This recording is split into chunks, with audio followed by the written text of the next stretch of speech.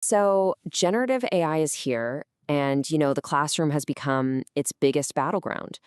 The huge question is it the ultimate teaching assistant or is it the ultimate cheat sheet?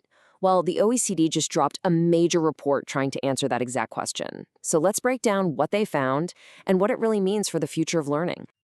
To get a sense of just how fast this is all moving, let's just start with one number: 75%. So, what is that? Well, that's the percentage of teachers in Singapore who are already using AI in their work. I mean, this isn't some forecast for the future. The AI revolution is in our schools right now. And that really brings us to our first big point. AI isn't coming to the classroom. It's already there. It's being used by both students and teachers, a lot of the time in ways we're just now starting to get our heads around.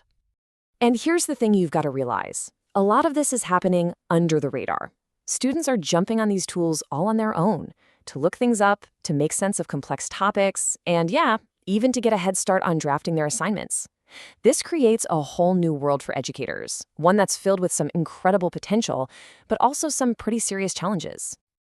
Okay, so let's talk about the good stuff. What's the big promise here? Well, the OECD report is really clear. If we get this right, the potential to completely transform education is just enormous.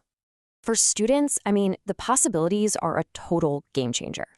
Just imagine a personal AI tutor for every single child, available 24/7. The report highlights how these tools can act as creative partners for brainstorming, help visualize really complex ideas, and even make group projects way more collaborative and efficient. And what about teachers? This is where the efficiency gains get really interesting. According to the OECD's latest survey, teachers are seeing massive benefits.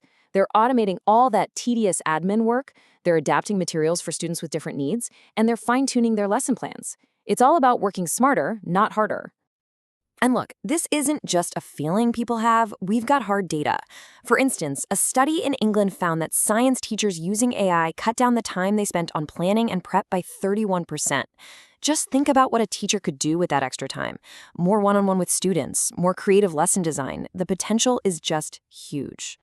But it's not all sunshine and rainbows. The report flags a huge risk that it calls the learning paradox. And honestly, this is the central conflict that everyone, from parents to policymakers, really needs to understand.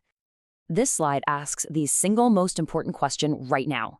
Are we using AI to build real, actual knowledge, or are we just using it to produce better-looking homework? Because those two things are not the same, and that difference is absolutely critical for the future of education. So here's the paradox, laid out plain and simple.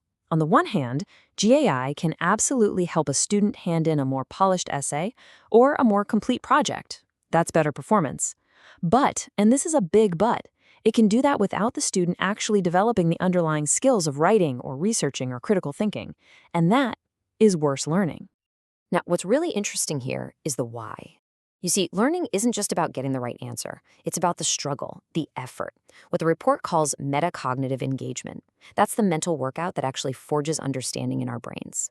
And if AI does all the heavy lifting, that crucial mental muscle just doesn't get exercised. And if you think this is just theoretical, we have some startling proof. A field experiment in Turkey gave students access to AI. Unsurprisingly, their performance shot way up by a massive 127% with a specialized AI tutor. But here's the kicker. When they took the AI away and tested the students again, their performance actually dropped 17% below where they started. They'd become dependent on the tool, and their own skills had started to fade. So does this mean we should just ban AI from schools? The OECD report argues, no, absolutely not. The answer isn't to reject the technology, but to get much, much smarter about how we bring it into the classroom. The first path forward is for teaching itself to adapt. This means designing assignments that a chatbot just can't fake, tasks that require personal reflection or something that happened in the classroom. It means using things like oral presentations to check if a student really gets it, and shifting exams to focus on deep concepts, not just memorizing facts. The second strategy, and this one might be even more powerful, is to build better tools. We need a whole new category of what you could call educational GenAI. These are not your general-purpose chatbots. These are tools designed from the ground up specifically for learning. They're built to guide, to prompt, and to challenge students, to support the learning process, not to shortcut it. So the crucial point is this. The future isn't AI versus the teacher, it's AI plus the teacher. The report calls this teacher-AI teaming.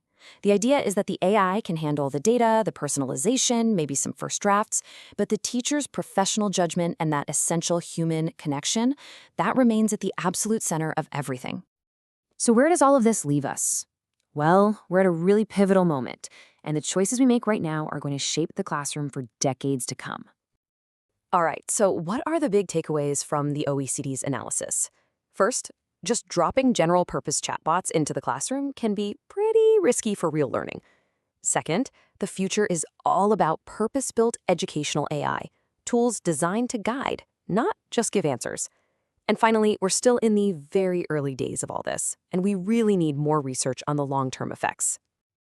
And that brings us to our final slide, and a question that really goes right to the heart of the matter.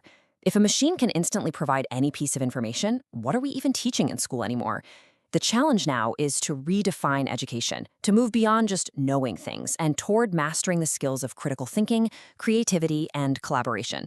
The very skills that make us human.